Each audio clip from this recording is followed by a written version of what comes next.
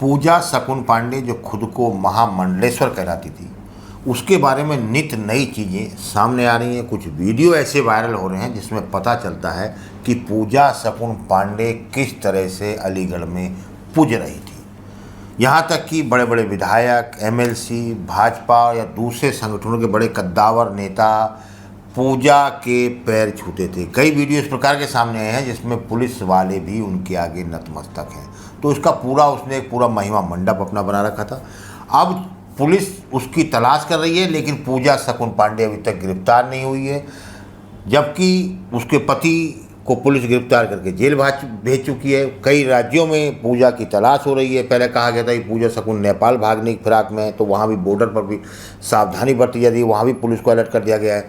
आसपास के सभी राज्यों में पूजा शकुन पांडे की तस्वीरें सर्कुलेट कर दी गई हैं ताकि पुलिस वाले उसको पहचान सके। बीच में ये उड़ा कि अलीगढ़ की कचहरी में, अलीगढ़ की कोर्ट में आकर सरेंडर कर सकती है, तब भी पुलिस ने एक दिन पूरे कचहरी परिसर में अपनी सावधानी अलर्ट बढ़ा दिया, लेकिन वो भी उसकी बात नहीं हुई। वो अलीगढ़ में फिलहाल नहीं आई है। अब सबसे बड़ी बात सामने आ रही है कि 17 सितंबर को पूजा शकुन पांडे ने अपने आवास पर यानी गांधी पार्क के बी दास कंपाउंड परिसर में 17 सितंबर को एक तर्पण का कार्यक्रम रखा था।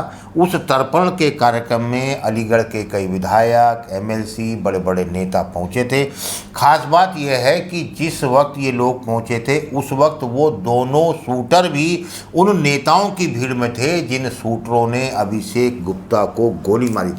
ये बड़ा चौंकाने वाला बात सामने आई है कि 17 सितंबर को पूजा ने जो तर्पण कार्यक्रम किया था, जिसमें अलीगढ़ के और आसपास के जिलों के जनप्रतिनिधि शामिल थे, उसमें वो दोनों शूटर भी शामिल थे।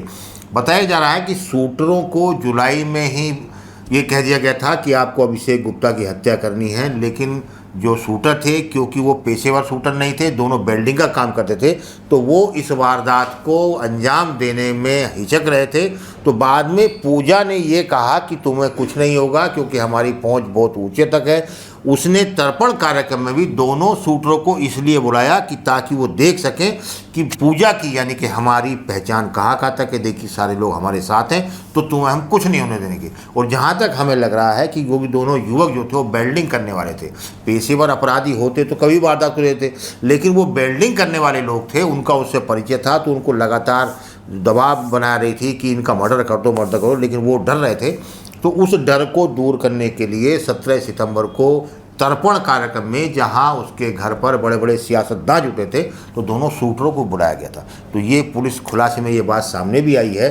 जो कुछ सीसीटीवी कैमरे पुलिस ने बरामद किए हैं उसके घर से, वो भी सामने आई है। तो कुल मिलाकर अब पुलिस का टारगेट पूजा सुमन पांडे की गिरफ्तारी है, क्योंकि पूजा सुमन पांडे की महामंडलेश्वर की पदवी छीन चुकी है। जिस हिंदू संगठन में जुड़ी हुई थी उसकी भी पदवी छीन चुकी है। यानी कि जो जूना अखाड़े के लोग मुख्यमंत्री को पत्र लिखकर कह रहे हैं कि पूजा को गिरफ्तार किया जाए, इसने महामंडलेश्वर की पदवी को बदनाम किया है, क्योंकि महामंडलेश्वर का एक अपना एक पद होता है, एक रुतबा होता है, एक मान होता है, एक सम्मान होता है, लेकिन पूजा ने उसे भी कलंकित किया है। तो एक संत समाज भी उसकी गिरफ्तारी के लिए पुरजोर मांग कर रहा है। वहीं पुलिस ने आसपास के जिलों में, आसपास के राज्यों में उसकी गिरफ्तारी के लिए दूसरे राज्यों की पुलिस का सहयोग लेना शुरू कर दिया है। माना जा रहा है कि बहुत जल्द ही पूजा शकुन पांडे पुलिस की गिरफ्त में होगी।